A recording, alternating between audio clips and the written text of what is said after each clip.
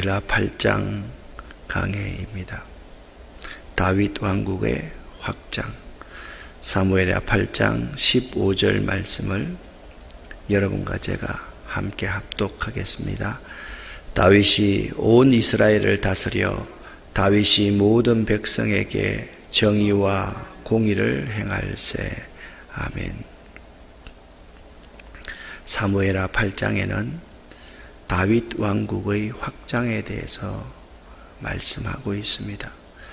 다윗 왕국이 상상을 초월할 정도로 확장되어져 갔습니다. 다윗이 이런 복을 받을 수 있었던 비결이 무엇일까요?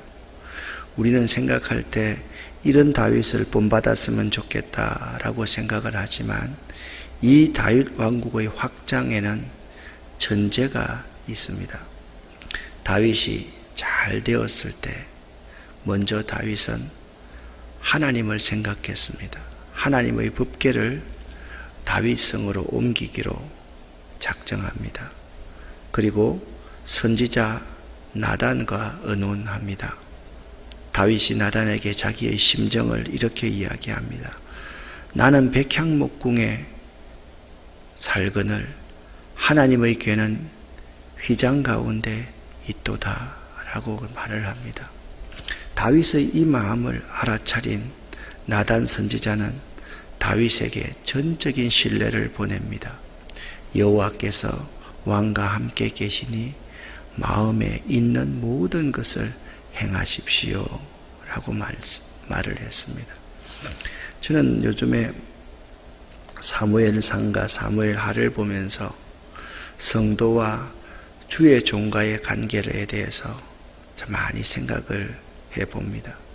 제가 하루에 10,000보씩 걷다가 이제는 15,000보 이상을 걸어야 되겠다라고 생각해서 매일 15,000보 이상을 걷고 있습니다.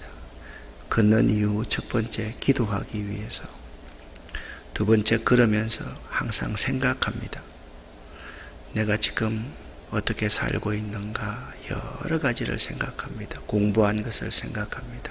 세 번째는 내 건강을 생각을 합니다. 어제 저녁에도 보니까 15,000보가 안 찼어요. 밤 11시 돼서 15,000보를 채웠습니다. 생각을 하면서 내가 과연 하나님과 어떤 관계로 살아가고 있는가, 성도들과 내가 어떤 관계로 살아가고 있는가를 생각하면, 내가 성도라고 한다면 다윗과 나단과의 이런 관계가 될 수 있을까? 참 쉽지 않고 힘들겠다. 여러분 생각해 보세요. 다윗이 지금 절대 군주가 되었습니다. 절대 군주가 되면 선지자 정도는 우습게 볼 수도 있었을 터인데 나단을 불러서 의논합니다. 나단이 다윗의 마음을 알고 말합니다. 여호와께서 왕과 함께 계시지 않습니까? 마음에 있는 모든 것을 행하십시오. 하나님께서 이 다윗의 마음을 아시고 다윗을 포기시킵니다. 다윗이 성전 건축하는 것을 포기시킵니다. 그러면서 하나님이 다윗에게 이렇게 말을 합니다. 내가 언제 집 안에 있더냐? 나는 항상 그냥 전 세계에 너희들과 함께하는 신이다. 이스라엘 백성들의 두 가지의 신앙이 있습니다. 한 가지는 뭐냐면 다윗 왕조는 영원할 것이다. 또 한 가지는 예루살렘 성전도 영원할 것이다. 이것이 이스라엘 백성들의 믿음이었습니다. 이 신앙이 참 좋은 데 있잖아요. 이 신앙의 한계가 있습니다. 이걸 잘못 이해하면 하나님이 이스라엘에만 계시고 하나님이 유다에만 계시고 하나님이 예루살렘 성전에만 계신다라는 신앙으로 살아갈 수가 있습니다. 사실상 이스라엘 백성들은 하나님이 예루살렘에만, 유다에만 계시는 줄 알았습니다. 그때 하나님께서 이스라엘의 모든 백성들을 포로로 잡아가십니다. 바벨론의 그발 강가로 그들을 인도해 놓고 에스겔에게 환상을 보게 하십니다. 에스겔이 본 환상은 수레바퀴 환상입니다. 수레바퀴가 있는데 이 바퀴라는 것은 바퀴가 이쪽으로도 갈 수 있고 이쪽으로 향할 수 있는 바퀴였습니다. 그러니까 그 바퀴가 예루살렘에서 바벨론까지도 가는 이동하는 바퀴였습니다. 그런데 그 바퀴에 뭐가 있냐? 눈이 있었습니다. 눈이 있었습니다. 하나님의 눈이 예루살렘, 유다에게만 있을 뿐만 아니라 그발 강가에도 하나님의 눈이 있다라는 사실을 그들에게 깨우쳐 주었습니다. 하나님은 이렇게 말하였습니다. 네가 나를 위하여서 집을 세워주기로 작정한 마음 내가 잘 안다. 내가 다윗 너를 위해서 영원한 집을 세워주겠다. 하나님은요, 다윗의 진실하고 아름다운 신앙을 인정하셨습니다. 그리고 하나님의 언약에 대해서 다윗은 감사의 기도를 드렸다. 자, 여기까지가 7장의 내용입니다. 사무엘상 1장부터 사무엘하 7장까지의 내용은 이런 내용입니다. 만군의 여호와가 함께 하시니 하나님께서 다윗을 이기게 하시니라. 만군의 여호와가 함께 하시니 하나님께서 다윗을 이기게 하시니라. 이것이 다윗 인생의 요약되는 말씀이다 라고 말씀하고 있습니다. 자, 말씀드렸지 않습니까? 사람이란요, 일반적으로 여건이 호전되면 지난날의 자신의 처지를 망각한 채 현재의 행복에 젖어 안일하게 되기가 쉽습니다. 그러나 다윗은 달랐습니다. 여호와께서 주위의 모든 원수를 무찌르사 왕으로 궁에 평안히 살게 하실 그때에 오히려 자신에게 주어진 하나님의 은혜가 과분함을 깨달은 것입니다. 이에 다윗은 자신의 진심을 선지자 나단에게 표현을 합니다. 이와 같이 아름답고 고귀한 다윗의 의견을 들은 나단도 다윗을 격려하고 칭찬합니다. 우리들은 하나님의 영광을 위한 다윗의 진실하고 아름다운 신앙을 배울 수 있어야만 되겠습니다. 자, 다윗 왕국이 확장하기 전에 다윗의 진실하고 아름다운 신앙이 하나님께 받아들였습니다. 하나님께서 연락하셨습니다. 자, 오늘 본문 말씀 8장 1절부터 8절까지의 말씀을 보십시오.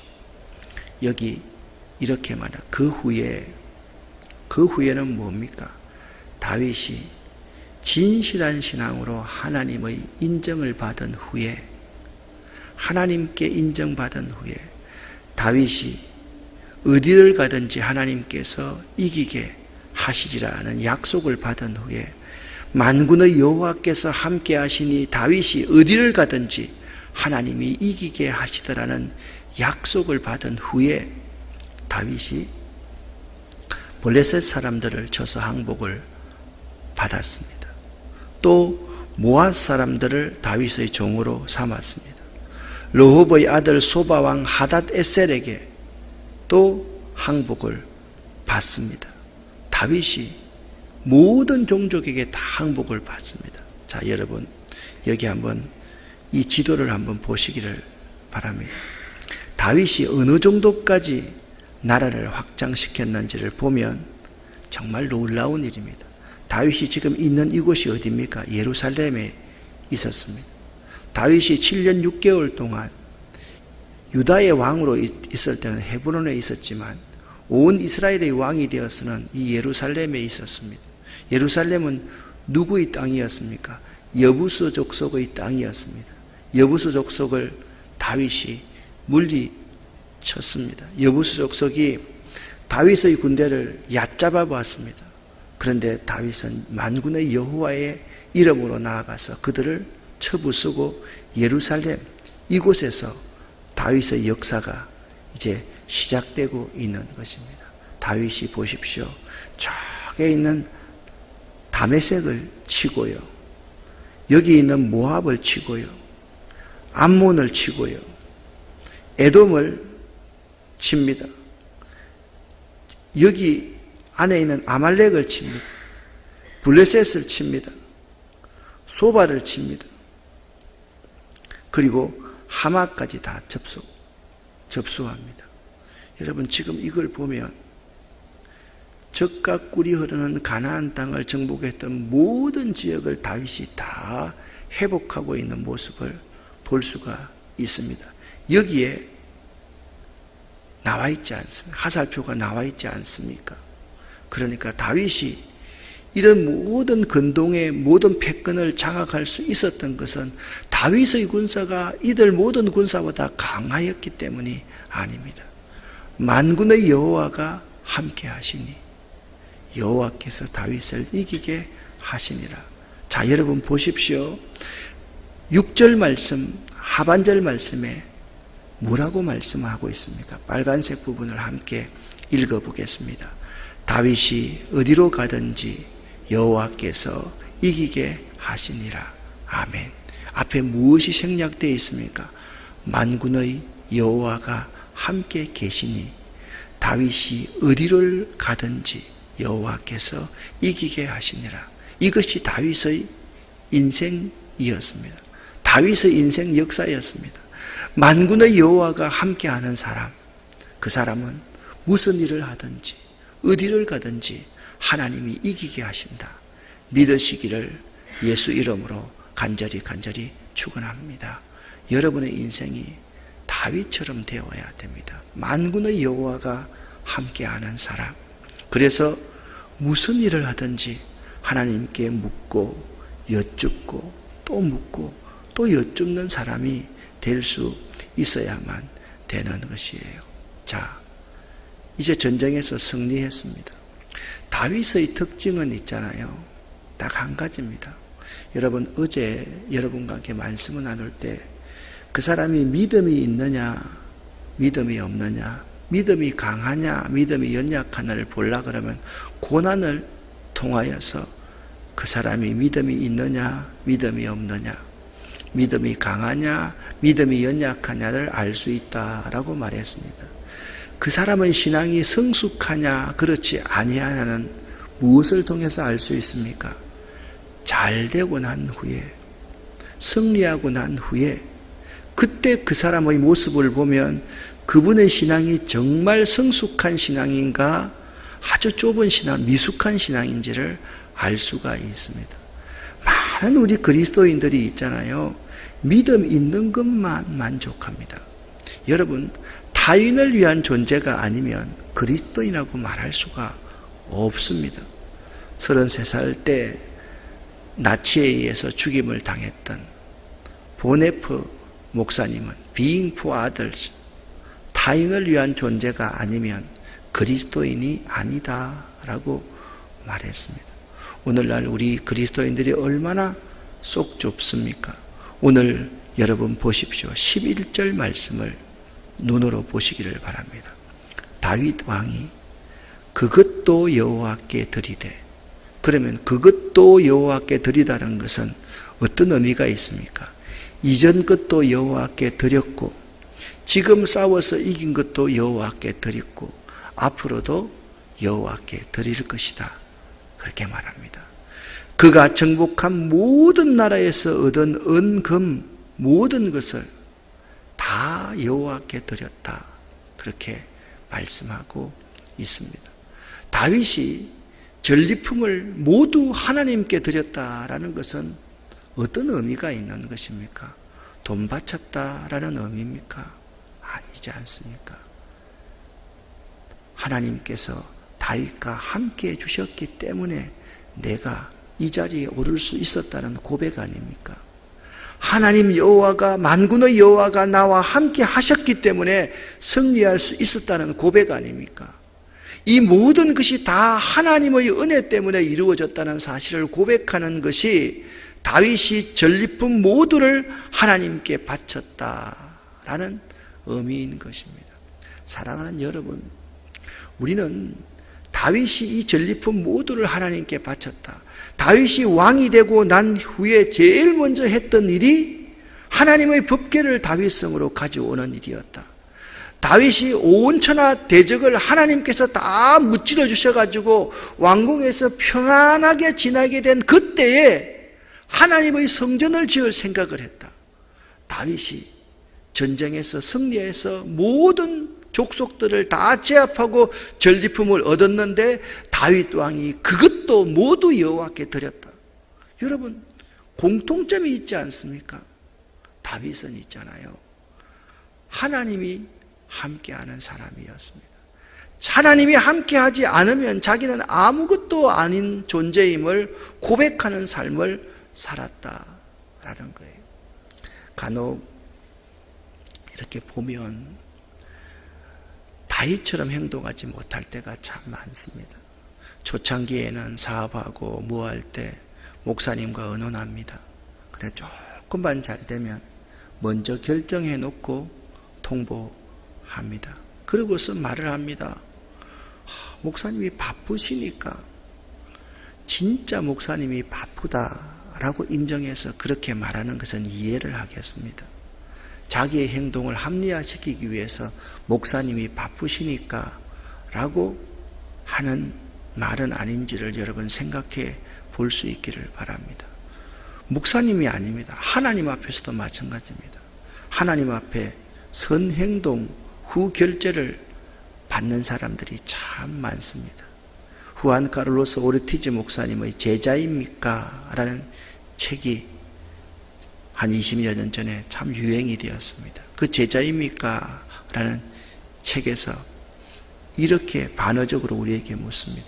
하나님, 나 이거 결정했어요. 결제해 주세요. 그래, 결제해 줍니다. 하나님, 내 집 샀어요. 결제해 줍니다. 하나님이 주인이 아니라 하나님이 종입니다. 하나님이 와서 사인만 해주는 거예요. 하나님이 바지 사장인 거예요. 그걸 후안 카를로스 오르티즈 목사님은 당신 제자입니까? 라고 역설적으로 묻고 있는 것입니다. 우리가 정말 나단 선지자 앞에서 하나님 앞에서 먼저 올라가리까? 나는 이렇게 잘 사는데 참 하나님의 집이 걱정됩니다. 이런 삶을 우리가 살고 있느냐? 그런 삶을 살기 위해서 우리에게 가장 필요한 것이 뭐냐? 기본이다. 기본이 잘 되어 있어야 된다. 라는 생각을 오늘 이 새벽에 해보게 됩니다. 사랑하는 여러분, 우리 온 나라가 쩐의 전쟁을 합니다. 어려울 때 어려운 사람을 마음으로 함께 묶어가고 마음으로 함께 지지하고 도와줘야 되는데 돈만 풀면 잘 되는 것처럼 살아갑니다. 이게 정말 돈이 우리 우상이 아닌가를 생각합니다. 여러분, 돈 풀면 이 나라가 잘 될 것 같습니까? 그렇지 않습니다. 정말 중요한 것은 우리의 마음 하나하나가 모아져야만 합니다. 나보다 내 옆에 있는 사람을 소중히 여기는 마음이 있어야 됩니다. 모든 사람이 다 소중하다는 마음이 우리 가운데 필요합니다. 여기는 여기를 정죄하고 여기는 여기를 정죄하는 가운데서 돈이 있다고 해서 우리가 정말 잘 될까요? 저는 특별히 우리 그리스도인들 가운데서 만군의 여호와가 함께 하시니 다윗이 어디를 가든지 이기게 하시니라. 이 삶이 이제 우리의 삶에 좀 구현되어야 될 때가 되었다라고 생각합니다. 그리스도인들이 나밖에 모릅니다. 하나님 복을 주세요 라고 해놓고 그 복이 나와 우리 자손에게만 한정이 됩니다. 복 받으면 그 복을 자식에게만 유산으로 물려주는 것이 지금껏 우리의 삶이었습니다. 오늘 다윗의 삶을 자세하게 한번 보십시오. 다윗 왕이 그것도 여호와께 드리니라. 다윗 왕이 그것도 여호와께 드리니라. 다윗 왕이 그가 정복한 모든 나라에서 얻었던 모든 것도 또 여호와께 드리니라. 하나님이 하셨습니다. 하나님의 은혜 때문에 내가 여기 있습니다 라고 고백하는 한국 교회가 되어야 되고 교회 지도자들이 되어야 되고 우리 한 사람 한 사람이 되어야 될 때이다 라는 생각을 이 새벽 깊이 묵상해 볼 수 있기를 바랍니다. 그리고서 오늘 또 다윗이 에돔을 정복합니다. 여러분, 에돔이 있는 곳은 소금 골짜기가 있는 곳입니다. 에돔이 여러분 어디에 있습니까? 여기 있죠. 사해. 여기 에돔이 있습니다. 다윗이 있잖아요. 소금 골짜기에서 에돔 사람 8만 명을 쳐 죽였습니다. 소금 골짜기에서. 여러분 8만 명. 이거 대단한 군사입니다. 다윗이 명성을 떨쳤습니다. 에돔 나라 곳곳에 수비대를 두었다는 것은 뭐냐 하면 에돔 나라를 다윗의 군사들이 다 지배하고 있었다라고 말씀합니다. 그래 이렇게 14절 하반절에 말합니다. 에돔 사람이 다 다윗의 종이 되니라 라고 말씀을 하고 있습니다. 자, 에돔 사람이 다 다윗의 종이 되었고 다윗이 명성을 떨칠 수 있었던 이유가 무엇입니까? 바로 이것입니다.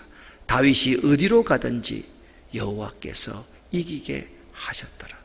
다윗이 어디를 가든지 여호와께서 이기게 하셨더라. 만군의 여호와가 다윗과 함께 계시니 다윗이 어디로 가든지 여호와께서 이기게 하셨다. 여러분, 이기게 하시고 난 이후에 모든 것을 다 얻고 난 이후에 다윗처럼 사는 것이 쉽지 않습니다. 15절 말씀이 우리에게 다윗의 삶을 잘 교훈하고 있습니다. 다윗이 온 이스라엘을 다스려 다윗이 모든 백성에게 정의와 공의로 행했다. 그렇게 말씀합니다. 여러분, 통치자가 온 백성에게 정의와 공의로 행하는 것이 참 쉬운 일이 아닙니다. 다윗은 있잖아요. 시작도 정의와 공의로 행했고 과정도 정의와 공의로 행했고 최후의 순간까지 온 백성에게 정의와 공의로 행했던 왕임을 알 수가 있습니다. 사랑하는 여러분 정말 하나님의 복을 받고 싶습니까? 다윗처럼 여러분의 영토를 확장하고 싶습니까? 먼저 신앙의 기본을 바로 세울 수 있기를 바랍니다. 잘 되었을 때 하나님 먼저 생각하세요. 하나님의 교회를 먼저 생각하세요. 주의 종을 먼저 생각하세요. 나보다 어려운 사람들을 먼저 생각하세요. 하나 만군의 여호와가 함께 하시는 사람만이 어디를 가든지 이길 수 있고 성공할 수 있다. 이 사실을 꼭 명심할 수 있기를 예수 이름으로 간절히 축원합니다. 기도하겠습니다. 살아계신 아버지 하나님, 다윗처럼 하나님의 법궤를 먼저 생각하고 다윗처럼 나단과 먼저 언론하고 다윗처럼 나단의 신뢰를 얻고 다윗처럼 하나님께 인정함을 받고 내가 너를 위해서 영원한 집을 세우리라는 하나님의 언약을 얻고 감사할 수 있는 저희가 되기를 원합니다. 만군의 여호와가 함께 계시니 다윗이 어디로 가든지 이기게 하시니라. 이 신앙 저희들의 믿음이 될 수 있도록 하시고 다윗이 또 그것도 여호와께 드리듯이 우리의 모든 것이 다 하나님의 은혜임을 고백하는 저희들 될 수 있기를 원합니다. 우리 가운데 함께하여 주시옵소서. 하나님 아버지, 이 민족을 불쌍히 여겨주시고 특별히 우리 북녘 땅의 우리 백성들을 불쌍히 여겨주시옵소서. 코로나19에 감염된 사람이 한 사람도 없다고 외치면서 사람들이 죽어져 나가고 있습니다. 병사들이 죽어져 나가고 있습니다. 하나님, 저 땅, 하나님의 눈과 마음이 있는 저 땅을 불쌍히 여겨주시고 우리가 돈 가지고 이제 먹고 살겠다라고 생각하는 저희들 되지 않도록 도와주시옵소서. 다시 한번 이 민족 위에 예수의 보혈을 덮어 주시옵소서. 예수 그리스도 이름으로 축복하옵고 간절히 기도 올립니다. 아멘.